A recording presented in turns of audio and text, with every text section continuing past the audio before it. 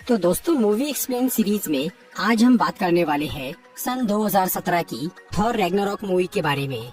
MCU की ये 17th film बहुत ही इंटरेस्टिंग और धमाकेदार है। इस मूवी में थॉर का सामना होता है उसकी बड़ी बहन और मौत की देवी हेला से, जिसे हराने के लिए थॉर को बहुत सी कुर्बानी देनी पड़ती है। इसके साथ ही यहाँ हमें थॉर और हल्क का जोरदार एक्शन देखने को मिला। अगर आप इस फिल्म को अच्छी तरह समझना चाहते हैं तो ये वीडियो देखते रहिए। आज मैं थॉर रैग्नारॉक मूवी को डिटेल में एक्सप्लेन करूंगा। तो अवेंजर्स एज ऑफ अल्ट्रॉन की 2 साल बाद की है।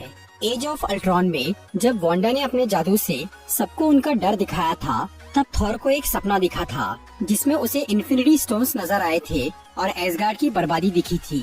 वो सपना असल में भविष्य की एक झलक थी, जिससे थॉर को ये समझ में आया था कि कोई शख्स इन्फिनिटी स्टोन्स के पीछे पड़ा है और वो उनका गलत इस्तेमाल करना चाहता है। इसलिए थॉर ने बाकी इन्फिनिटी स्टोन्स को ढूंढना शुरू कर दिया था ताकि वो दुश्मन के हाथ न लग सके। लेकिन 2 साल की खोज के बाद भी उसे कोई भी इन्फिनिटी स्टोन नहीं मिला। इसी दौरान थॉर को फिर से एसगार्ड की बर्बादी के सपने दिखने लगे और इस बार उन सपनों में उसे सर्टर नाम का एक राक्षस भी दिख रहा था जो कि एसगार्ड को तबाह कर रहा था। थॉर का ये सपना भविष्यवाणी थी रैग्नारॉक की। रैग्नारॉक यानी एसगार्ड का अंत, जो कि सर्टर के हाथों होने वाला था। 5000 साल पहले जब ओडिन को इस भविष्यवाणी के बारे में पता चला था, तब उन्होंने रैग्नारॉक को रोकने के लिए सर्टर से लड़ाई की थी और सर्टर से उसकी शक्ति का स्रोत इटर्नल फ्लेम छीन लिया था, जिसे ओडिन ने अपनी तिजोरी में रख दिया था। इटर्नल फ्लेम के बिना सर्टर बहुत कमजोर हो गया था, जिससे ओडिन को लगा कि उन्होंने रैग्नारॉक को रोक दिया। मगर वो भविष्यवाणी बदली नहीं थी, बल्कि एक दिलचस्प बात ये थी कि उस भविष्यवाणी में थॉर का भी जिक्र था कि वो रैग्नारॉक का कारण बनेगा। उधर थॉर को जब बार बार वो सपना दिखता है तो वो उसका मतलब समझने के लिए सर्टर के प्लेनेट मुस्पेलहाइम पर चला जाता है और वहाँ वो जानबूझकर सर्टर की पकड़ में आ जाता है। फिर जब थॉर उससे अपने सपने की बात करता है, तब सर्टर उसे रैग्नारॉक के बारे में बताता है और बोलता है कि जब वो अपना सर इटर्नल फ्लेम में डालेगा तो उसकी शक्ति बहुत बढ़ जाएगी और वो एसगार्ड को तबाह कर देगा। ये जानने के बाद थॉर सर्टर से लड़ना शुरू करता है और वो उसे मार के उसकी खोपड़ी अपने पास रख लेता है। दूसरी तरफ एसगार्ड में लोकी ओडिन के रूप में घूम रहा था। उसने 4 साल पहले मरने का नाटक किया था और फिर उसने ओडिन को धरती पर छोड़कर उनकी शक्तियाँ छीन ली थी ताकि वो वापस एसगार्ड न लौट सके, और तब से वो खुद ओडिन बनकर एसगार्ड में राज कर रहा था।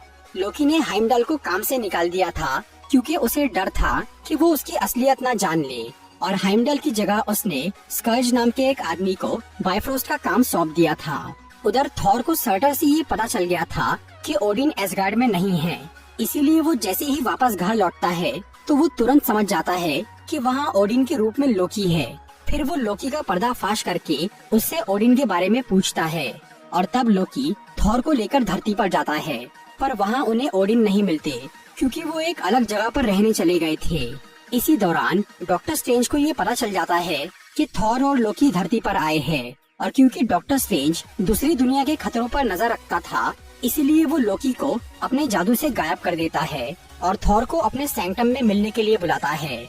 फिर थॉर सैंक्टम में जाता है और वो डॉक्टर स्ट्रेंज को बताता है कि वो बस ओडिन को ढूंढने के लिए धरती पर आए हैं। ये जानने के बाद डॉक्टर स्ट्रेंज उसकी मदद करता है और अपने जादू से ओडिन को ढूंढता है, जो कि नॉर्वे में थे। फिर वो थॉर और लोकी को उनके पास भेज देता है। थॉर और लोकी ओडिन को घर वापस ले जाना चाह रहे थे, पर ओडिन उन्हें बोलते हैं कि अब उनकी मौत नजदीक आ चुकी है और उनके पास वक्त नहीं है। इसका रीजन ये था कि ओडिन काफी बूढ़े हो चुके थे और वो कई साल से एसगार्ड से दूर थे, इसीलिए उनकी शक्ति बहुत कम हो गई थी। फिर ओडिन थॉर और लोकी को बताते हैं कि उनके मरने के बाद हेला नर्क से आजाद हो जाएगी। हेला ओडिन की पहली संतान और थॉर की बड़ी बहन थी, जो कि बहुत ही शक्तिशाली थी। थॉर के जन्म से बहुत पहले ओडिन ने हेला की मदद से कई सारी जंग लड़ी थी और उन्होंने 9 ग्रहों को जीत लिया था। 9 ग्रहों पर जीत हासिल करने के बाद ओडिन शांति से जीना चाहते थे, पर हेला को ये मंजूर नहीं था। वो पूरे ब्रह्मांड पर कब्जा करना चाहती थी। इसी वजह से ओडिन और हेला में दुश्मनी हो गई, और जब हेला किसी भी तरह नहीं रुकी तो ओडिन ने उसे नर्क में भेज दिया और अपनी शक्ति से उसे वहीं कैद कर दिया। जब तक ओडिन जिंदा थे तब तक हेला पर रोक लगी हुई थी, पर अब उनके मरने का समय आ गया था, इसीलिए वो थॉर को उससे लड़ने के लिए तैयार करते हैं। इसके बाद ओडिन मर जाते हैं और तब हेला आजाद हो जाती है और वो थॉर और लोकी के सामने आकर उन्हें घुटने टेकने के लिए बोलती है। इसीलिए थॉर उस पर अपने हथौड़े से हमला करता है, पर हेला आसानी से म्यूनिर को पकड़ लेती है और उसके टुकड़े कर देती है। क्योंकि हेला थॉर से बहुत ज्यादा ताकतवर थी और म्यूनिर पहले उसी का हथियार था, इसीलिए वो उसे तोड़ पाई। ये सब देखकर लोकी बहुत डर जाता है और वो बाइफ्रॉस्ट खोलने के लिए बोल देता है, लेकिन उसी बाइफ्रॉस्ट में हेला भी उनके पीछे आ जाती है और वो थॉर और लोकी को उसमें से बाहर फेंक देती है। फिर हेला एसगार्ड पहुंच जाती है और वहां पहुंचते ही उसकी शक्ति बहुत बढ़ जाती है। वहां हेला थॉर के दोस्तों को मार डालती है और स्कर्ज को अपने साथ काम पे रख लेती है। दूसरी तरफ थॉर और लोकी सकार नाम के एक प्लेनेट पर पहुंच गए थे, जिस पर बहुत सारे वर्म होल्स यानी पोर्टल थे, जिनके जरिए वहां कचरा फेंका जाता था। उस प्लेनेट पर ग्रैंड मास्टर नाम के एक आदमी का राज चलता था, जो कि वहां आने वाले लोगों को पकड़कर उनकी आपस में फाइटिंग करवाता था। 2 साल पहले अल्ट्रॉन से लड़ाई के बाद हल्क एक क्वीन जेट के जरिए सकार प्लेनेट पर पहुंच गया था और वो ग्रैंड मास्टर के लिए लड़ाई करते करते उसका चैंपियन बन गया था। इधर लोकी और थॉर दोनों अलग अलग वर्म होल से सकार पर आए थे, इसीलिए वो दोनों अलग अलग टाइम पर वहां पहुंचे। लोकी वहां कुछ टाइम पहले पहुंच गया था, इसीलिए उसने ग्रैंड मास्टर को अपनी बातों में फंसाकर उससे दोस्ती कर ली थी। फिर जब थॉर वहां पहुंचता है तो उसे एक लड़की पकड़ लेती है, जो कि ग्रैंड मास्टर के लिए काम करती थी। वो लड़की असल में एसगार्ड की एक वॉरियर थी, जिसे वेलकरी कहा जाता है। कई साल पहले ओडिन ने वेलकरी की फौज को हेला से लड़ने के लिए भेजा था, लेकिन हेला ने उन सबको मार डाला।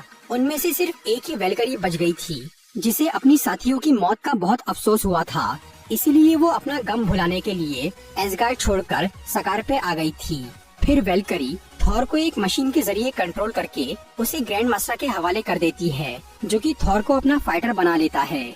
दूसरी तरफ हेला जब एसगार्ड में अपनी हुकूमत शुरू करती है तो वहाँ की आर्मी उसका विरोध करती है, इसीलिए हेला उन सबको मार डालती है।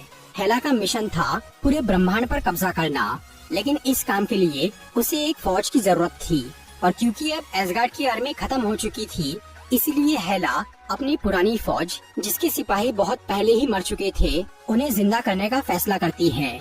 उन सिपाहियों की लाश महल के नीचे दफन थी, जिसमें हेला का एक बड़ा सा भेड़िया भी मौजूद था।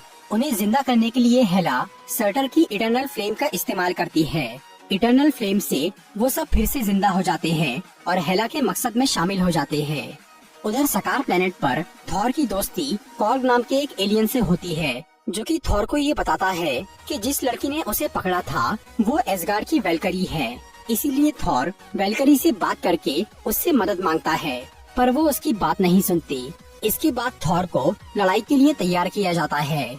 फिर जब थॉर लड़ाई के मैदान में पहुंचता है तो वहाँ वो हल्क को देखकर बहुत खुश हो जाता है और वो उससे बात करने की कोशिश करता है, लेकिन हल्क अब उस जगह का चैंपियन बन चुका था, इसीलिए वो थॉर की बातों पर ध्यान नहीं देता। वो बस उसे हराकर वहाँ का चैंपियन बना रहना चाहता था, इसीलिए वो थॉर पर हमला करने लगता है। फिर थॉर भी उससे लड़ना शुरू करता है। फिर जब थॉर हल्क को हराने ही वाला होता है तो ग्रैंड मास्टर थॉर को उस मशीन से कमजोर कर देता है, जिससे हल्क जीत जाता है। बाद में जब थॉर हल्क से बात करता है तो उसे ये पता चलता है कि हल्क पूरे 2 साल से उसी रूप में है, क्योंकि उस प्लेनेट का माहौल ही ऐसा था जिससे हल्क हमेशा गुस्से और टेंशन में रहता था। इसीलिए वो वापस इंसान नहीं बन पाया और अब वो दोबारा ब्रूस बैनर बनना भी नहीं चाहता था। वो बस हल्क बनकर उसी प्लेनेट पर रहना चाहता था। पर थॉर वापस एसगार्ड जाना चाहता था ताकि वो हेला को रोक सके, इसीलिए वो हाइमडाल से बात करने की कोशिश करता है। उधर हाइमडाल एसगार्ड की आम प्रजा को हेला से बचाने में लगा हुआ था। इसके अलावा उसने बाइफ्रॉस्ट की तलवार भी चुरा ली थी, जो कि असल में बाइफ्रॉस्ट की चाबी थी, ताकि हेला एसगार्ड से बाहर न जा सके और ब्रह्मांड पर कब्जा न कर सके।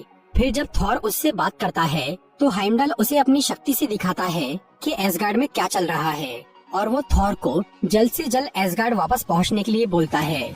इसीलिए थॉर एक बार फिर वेलकरी से बात करता है और उसे बताता है कि हेला वापस आ गई है, पर वो इस बार भी उसकी बात नहीं सुनती।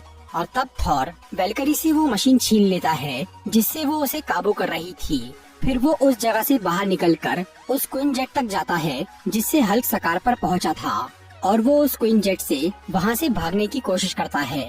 लेकिन तभी हल्क वहाँ आकर उस क्वीन जेट को तबाह करने लगता है, क्योंकि वो नहीं चाहता था कि थॉर उसे छोड़कर जाए। और तब थॉर हल्क को रोकने के लिए नताशा की वीडियो रिकॉर्डिंग चालू कर देता है, जिसे देखकर हल्क इमोशनल हो जाता है और वो वापस ब्रूस बैनर बन जाता है।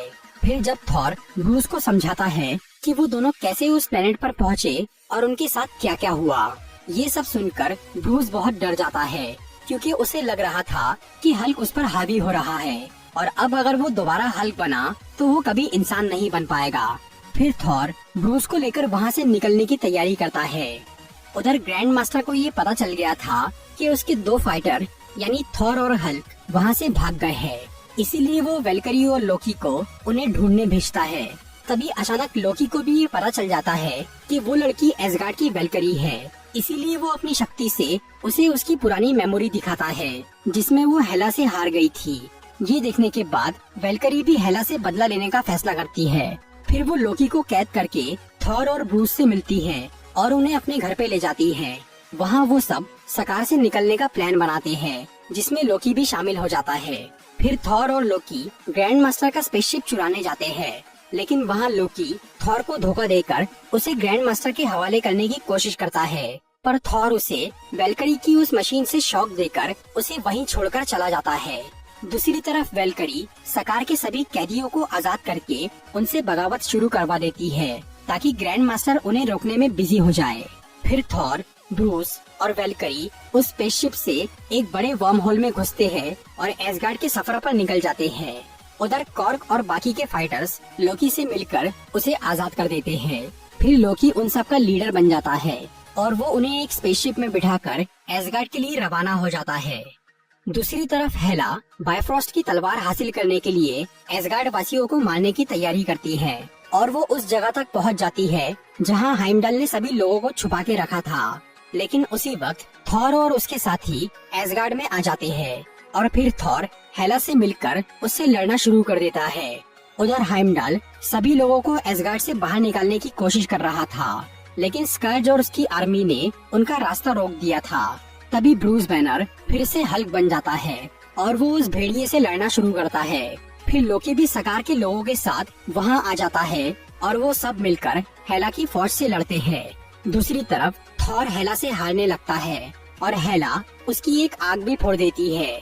थॉर को लग रहा था कि वो बिना हथियार के हेला को नहीं हरा सकता, लेकिन तभी अचानक उसे ओडिन का सपना दिखता है, जिसमें ओडिन उसे समझाते हैं कि वो बिना हथियार के भी बहुत शक्तिशाली है। इसके अलावा वो थॉर को बोलते हैं कि एसगार्ड को बचाना उतना जरूरी नहीं है, बल्कि वहाँ के लोगों को बचाना ज्यादा जरूरी है। ये सब सुनकर थॉर का हौसला बहुत बढ़ जाता है और वो हेला से लड़ने के लिए अपनी पूरी शक्ति लगा देता है, लेकिन हेला पर उसका कोई खास असर नहीं होता। फिर थॉर हेला की आर्मी से लड़कर एसगार्ड वासियों को वहाँ से निकालने की कोशिश करता है, पर हेला उनके स्पेसशिप को रोक देती है। लेकिन तभी स्कर्ज पछतावे की वजह से हेला का साथ छोड़ देता है और वो उस स्पेसशिप को हेला की पकड़ से छुड़वा के उसकी आर्मी से लड़ना शुरू करता है। लेकिन फिर हेला स्कर्ज को मार डालती है।